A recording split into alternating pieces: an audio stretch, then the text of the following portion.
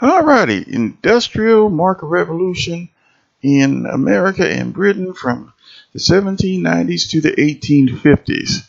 Um, I'd actually recorded this before, but something happened, so I'm literally recording it again. And it be that way sometimes. Alright, so as we talk about this, understand some of the different terms. So as we talk about the Industrial Revolution, obviously we're talking about products that are going to be available more rapidly. We're probably going to be kind of taking out I suppose, the artistry of production. Right now, the importance is that we produce things and we produce things fast enough that you can have mass consumption. Um, Also, when we talk about a market revolution, which we're going to be concentrating on mainly with the United States in this particular talk, um, so we're not going to exactly be following the rules as described um, in your book. Um, as we talk about it, um, it's important to keep in mind when we talk about a market revolution, we're talking about, well, how to get these items to market, how to get these commodities to market, where people can purchase them. So, transportation, infrastructure, things of that nature. Okay.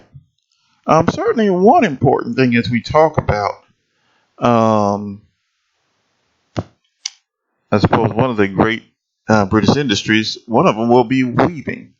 Now, British weaving is going to rely upon a number of things. I suppose one of them clearly wool from obviously sheep and perhaps even other animals. And the other one is cotton, which is not in as great supply as it should be. And certainly we're going to be talking about how we even have a revolution there. Understand that as there will be more of a demand for cotton, or more of a demand, if you will, for cloth, knitting needles are great, but we need something even faster still, much faster than someone who's taking time, taking perhaps what could be weeks, if you would, to make a product. We need that product much faster. Now, one of the items that comes to mind is from a British gentleman by the name of James Hargreaves, if you will, who creates the spinning jenny. The spinning jenny. Um, the spinning jenny is a hand cranked device that makes things much faster than, say, knitting needles, simple cloth especially. Um, you have Arkwright's water frame. Now, this requires, if you will, water. So we're going to be talking about steam power. Obviously, we're going to be talking about electricity later. Understand another thing to keep in mind. Another way that they would power. They would power, I suppose. Another way that they may power machines is through water, falling water, for example, running water. All right. So there is a water frame. It could make things much faster. Could make cloth much faster than a knitting needle.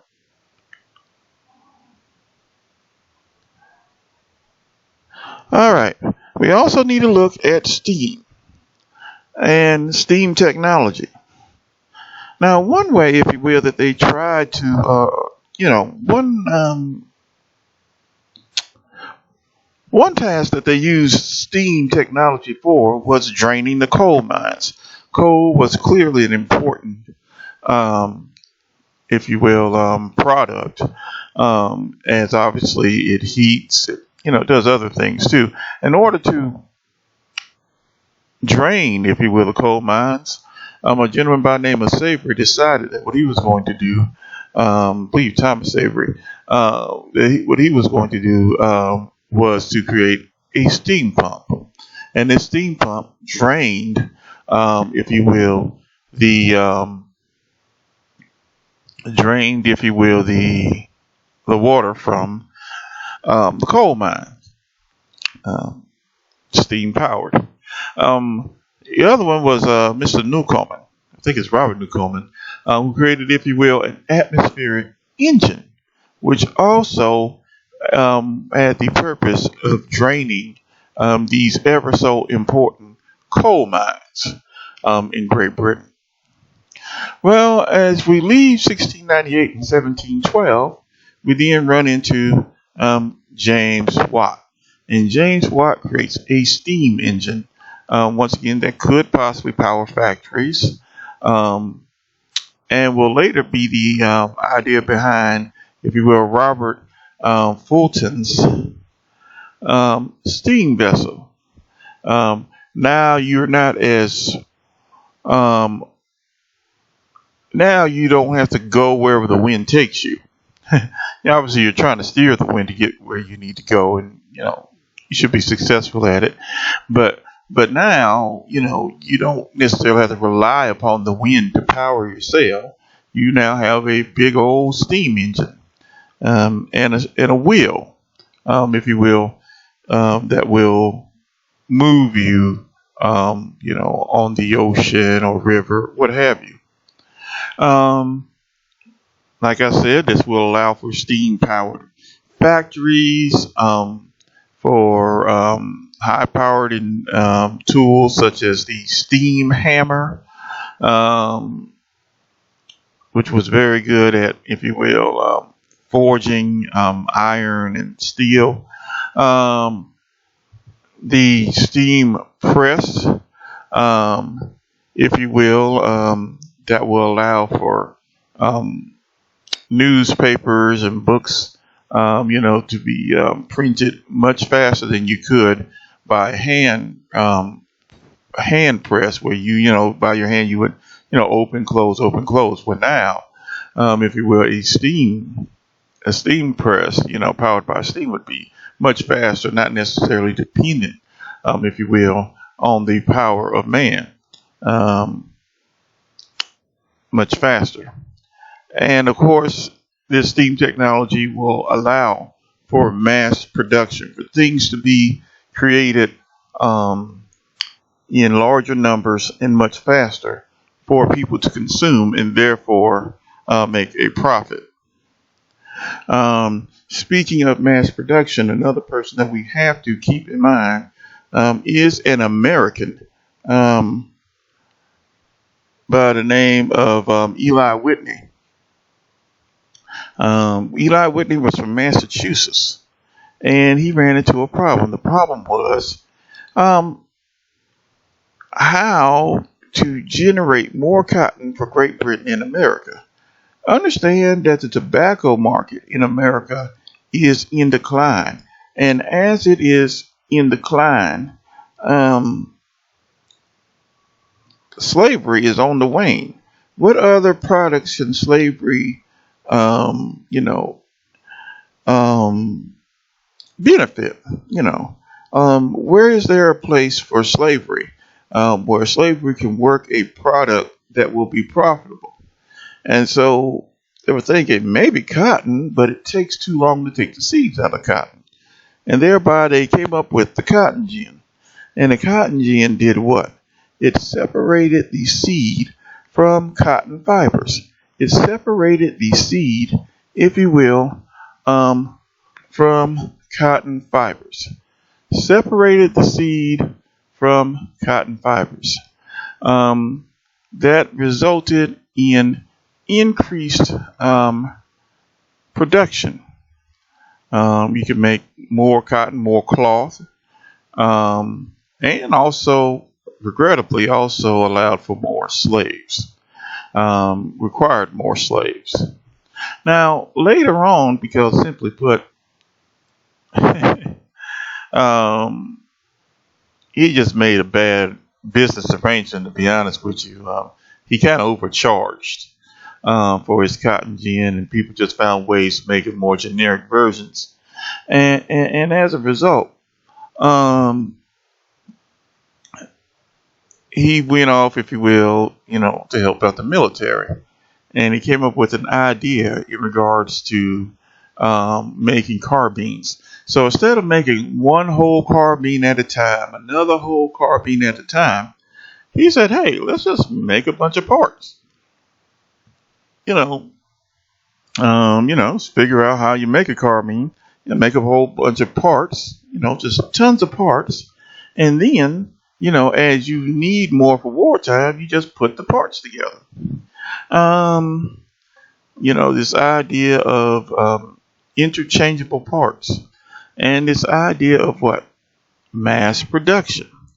So we're not waiting for some craftsman to give us, their masterpiece. Rather, we are getting a product out as quickly as possible. So he's also important for understanding mass production. Well, as we talk about working in England, and matter of fact, I suppose you could put this in a few other places. There was an industry that seemed to be prevalent during the 18th century, known as the cottage industry. And that's just basically, lo and behold, as I'm talking right now, working from your home. You would, work from your home. I guess you would have machines there to help assist you in the task. And then you would basically put them in a central depot, if you will, a central location. You work from your home, and then others work from their homes, and then later they bring the product to the central location. Now, certainly you will also have, I suppose, the emergence of more full-blown factories where basically everyone's working in a room as well. So that is true. And speaking of which, as we talk about the industrialization of Great Britain, there are a number of people who are not happy with this industrialization. You have people who prided themselves on handcrafting a product. Basically making the thing from start to finish by hand. And obviously, as is a handcrafted commodity product, they may well take more time doing it. They weren't interested in all these machines that could make these things faster. These people were known as Luddites, and in 1811 they basically staged a revolt, destroying a number of machines. You may well have heard of the term Luddite. These are people who may or may not hate machines, but certainly aren't people who appear to be comfortable with machines, right? Maybe be somebody, for example, who just isn't that good on a computer. Originally, Luddites hated, if you will, these machines, and so that's why they went out and destroyed them. Now, we also know that workers' rights were on attack as well.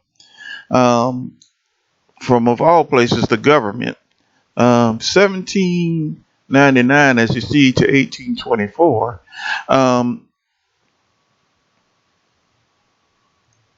Parliament, if you will, kind of put the interests of employers, capitalists, if you will, over that of the people who were working. So if you wanted to strike, I don't think you're going to strike. If you want to create a union, no, we're not going to take a union. This is from 1729. By 1799, I'm sorry. By 1824, they had repealed that act. They had to look at children. The 1833 Factory Act.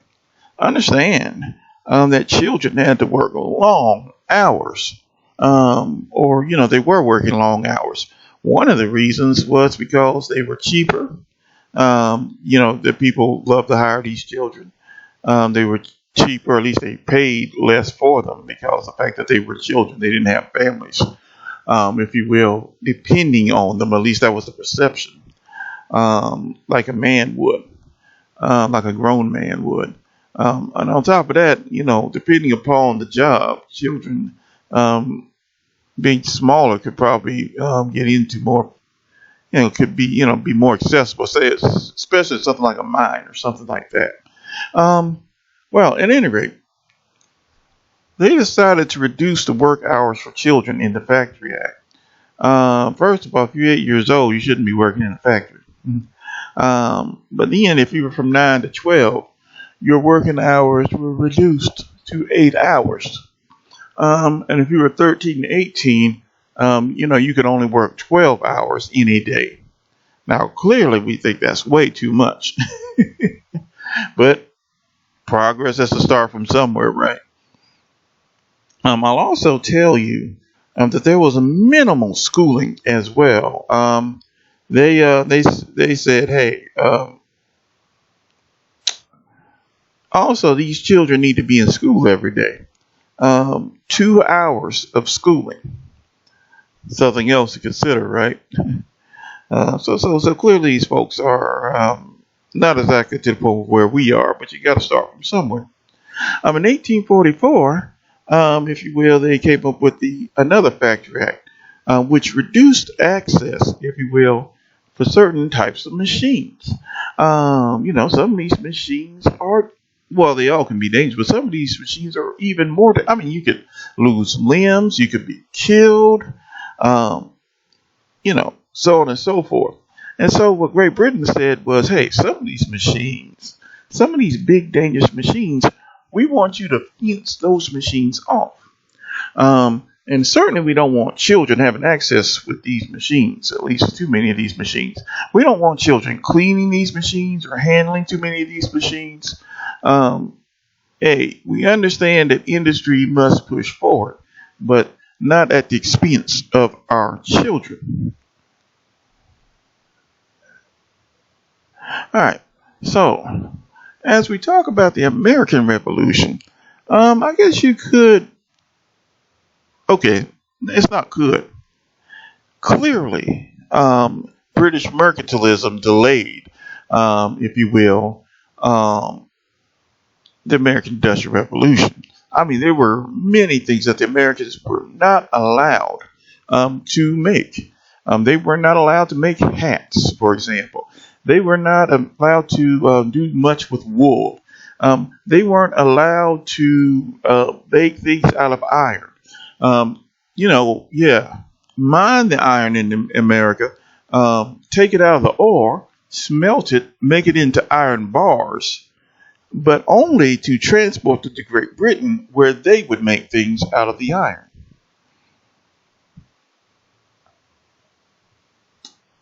Well,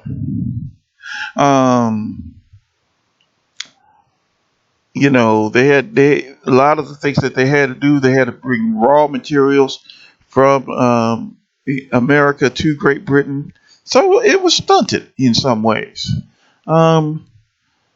Certainly, as we talk about this revolution, this industrial revolution, it seemed to flourish more in, if you will, the North than it will in the South.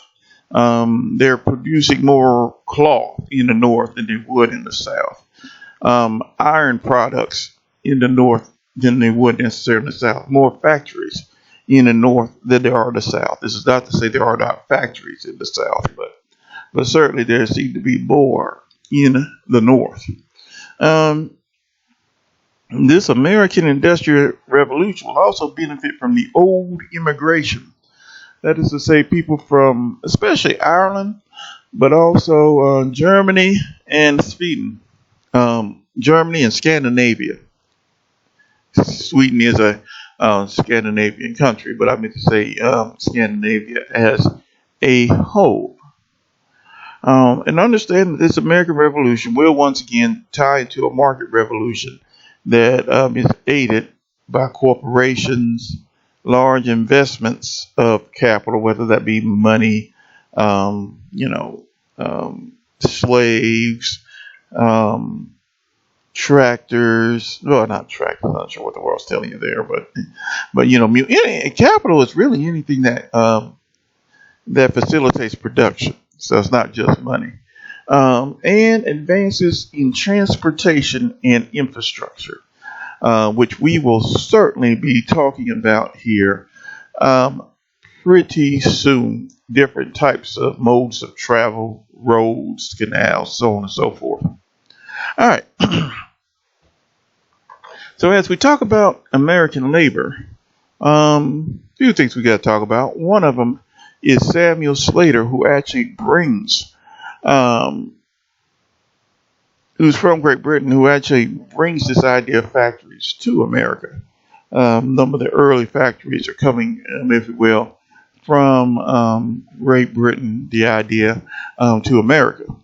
Now, we also have to talk about a guy by the name of Francis Cabot Lowell, who will create a system that will depend upon textiles. The textile mills of the 1820s in Massachusetts, where these folks will indeed be working in the same building. He will concentrate on on girls in the mill, so mill girls. So really concentrating more on women per se than men. Now, why is that? Well, obviously, one reason is because, simply put, they are cheaper. They are cheaper, right? Because you're thinking that a man has a wife, has some kids, and he, if he will, is shouldering the load. He should be the main breadwinner. Whereas a woman, according to society at that time, should not be the main breadwinner. So why pay her main breadwinner wages? It was a very productive system. They made quite a bit of cloth out of this. Obviously, depending upon Southern cotton, it was pretty profitable, and certainly it did inspire industry throughout, if you will, the country. People will certainly borrow ideas from the Lowell system if they're not as dependent on women. If they're not dependent on women as much as Lowell was, they're still borrowing these ideas.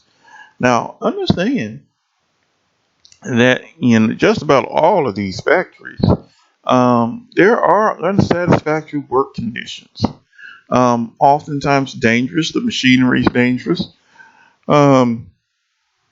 They expected maximum production, which means speeding up production, which means people have to work faster, and that in of itself is very dangerous.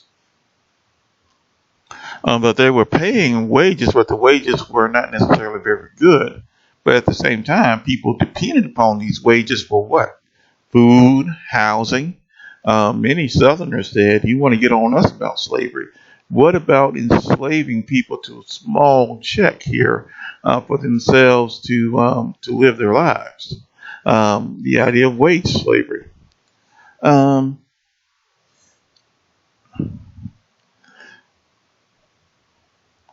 Moreover, you had this idea of dissatisfaction, lack of organization, um,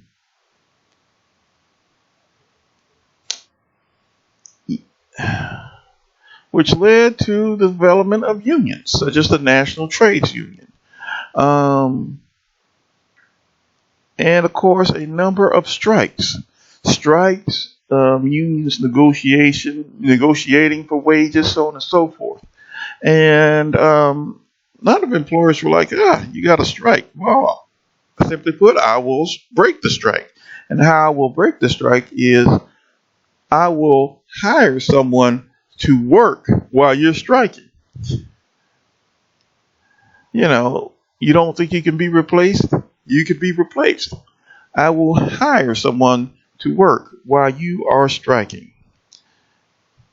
Well, the National Trades Union and a number of employers tussled, and it came to a head in a Supreme Court case known as Hunt, Commonwealth versus Hunt, which affirmed the right for people to organize themselves into unions and to negotiate their conditions. So, in other words, unions are legal. Alrighty. Here's another product we need to keep in mind here, and that is wheat production. We see rapid production in the rural West. When I say the rural West, in this case, I'm really talking about what you may identify as the Midwest. Ohio, Illinois, Indiana. And in these areas, they're producing a lot of wheat. A lot of wheat. Problem is, harvesting the wheat, with one man, takes a while. And so Cyrus McCormick, if you will, creates the reaper. And the reaper,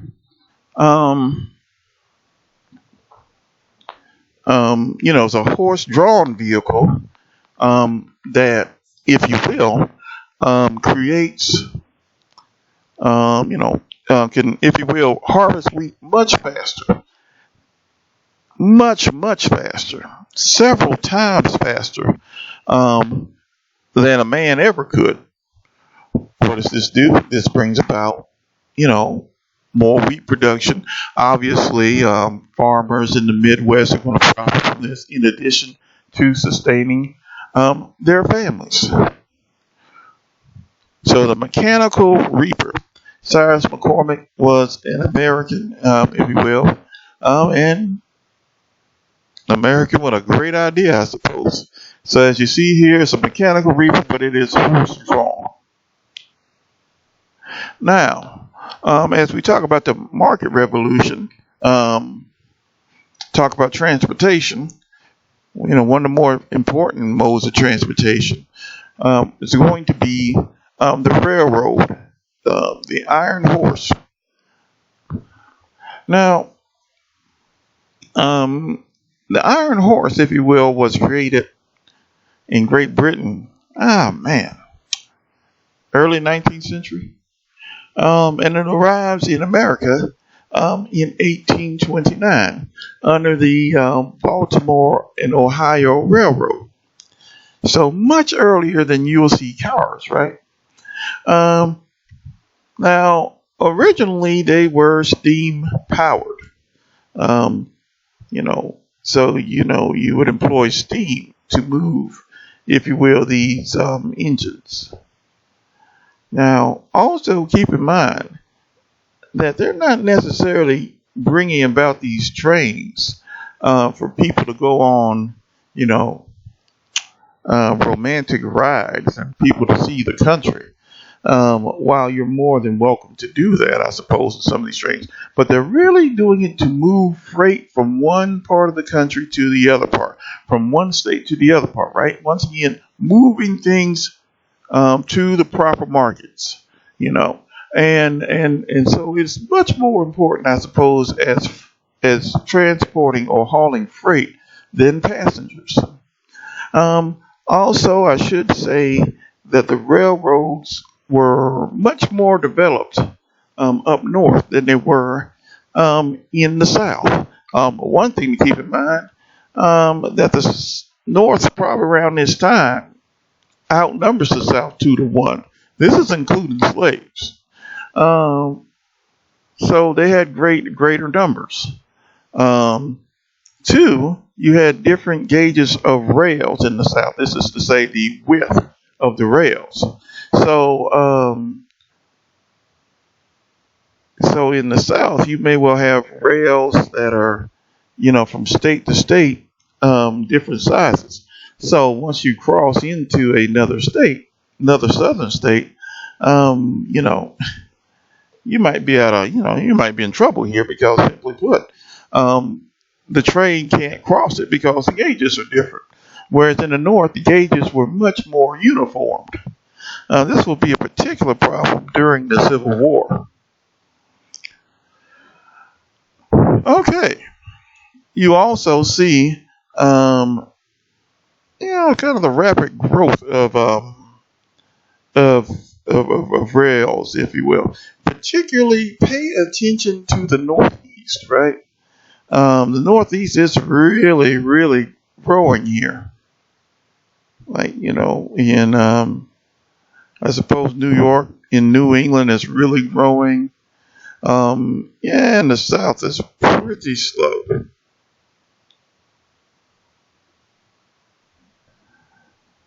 All right. Now, also, you need to keep in mind canals and rails. With the canals and rails, I think it's important to remember the American system. The American system.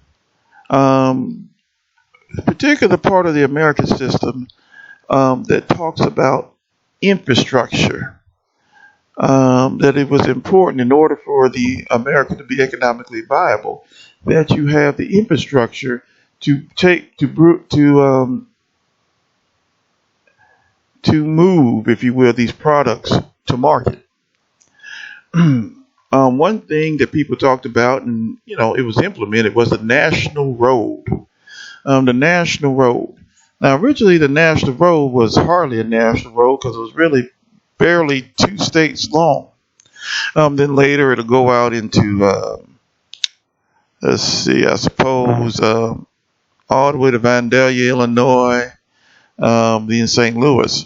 But this national road, this Cumberland Road, would be important, right? People producing things, particularly in the West. And notice where I have my, this arrow here. Notice where that arrow is. Notice where that cursor is when I say the West. So the West is pretty much anything, probably from here to beyond. But, these people are making things in the West, and they need to bring them to the East, where most of the population is, to be sold. It's going to be important to have a road in order to do that, which means you have to clear out a lot of forests and so on and so forth. So the national road comes to mind. America, the United States wasn't interested, or at least the presidents weren't interested in funding these roads, and so they try to make the states do it. And also, people say, well, okay, well, maybe the states doesn't want to do it, but how about the people who use the road? How about they do it? So they had toll roads. Some people say, well, okay, well, these dirt roads are all right, I guess. But how about plank roads? So you're making them now out of wood. Canals that come to mind, like the Erie Canal, which connects western New York and Lake Erie to the Hudson River, and therefore New York City. Accessing, if you will, or linking bodies of water together. Very important. The Erie Canal in 1825. So people are making things in, I don't know what would be Buffalo, and now these things can get to New York City to market. Telecommunications. I guess our pioneer for telecommunications will be Samuel Morse in the 19th century, who comes up with the telegraph and his own Morse code, right? Tap, tap, tap, tap, tap, tap, dash, dash, tap, tap. Well, that simple code of lines and dashes will improve businesses. Simply put, it used to be, in order to get information through, you had to be the one to bring it, right? Whether that be by horseback, walking, boats, you had to do it. Well, now, you don't necessarily have to get to the person to relay the information, right? Because it's now coming to a telegraph machine. And so now something that may take, weeks or days. Might just take, I don't know, maybe some minutes. Much faster updates by the businesses.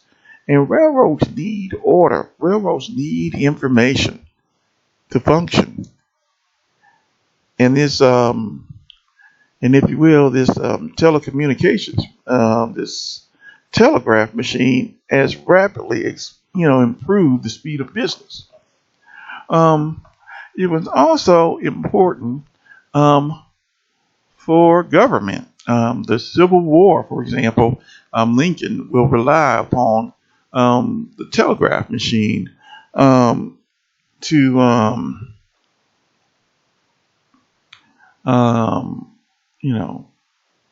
in order to listen to, important information that the generals were given. This stuff otherwise may have taken days. Now, we could be talking about maybe minutes or so. Now, also keep in mind that you do have prisons during this time, during the 1820s. And certainly what they want everyone to do, they even want people in prisons to work, to be productive, to not spend their time just rotting in jail. And so they married, if you will, this punishment with producing things like flour or whatever. They used the crank mill, for example, to try to help this out. They also used a treadmill. Now, let's go to the treadmill. I mean, neither one of these were as productive as they could be. But boy, let's go to the treadmill. The treadmill was not that productive, but boy, was it painful. Oh my gosh. It, overexerted, if you will, these prisoners as they were on the treadmill. Oh, it was terrible. I don't know what to tell you.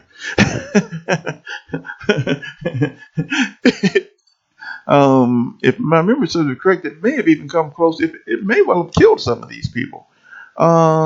You had to travel great distances, if you will, on these treadmills every day. And you couldn't just simply get off of them. It was a punishment, right?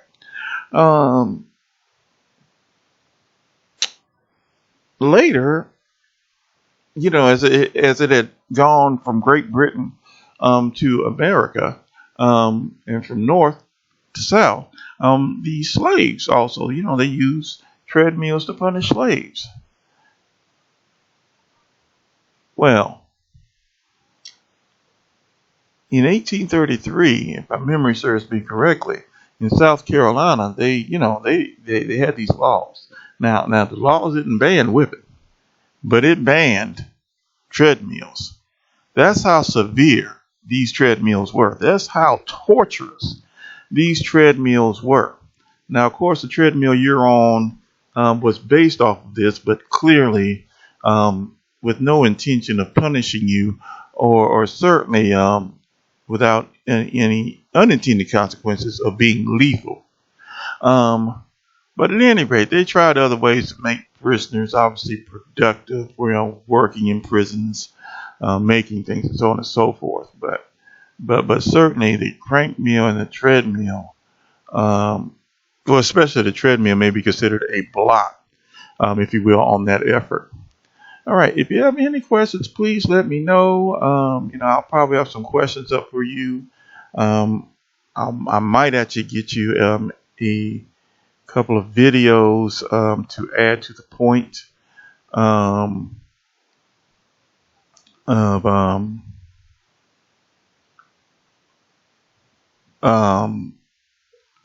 the prisons or whatnot. And anyway, if there are no questions, well, then I guess that's it. All right, take care. Bye-bye.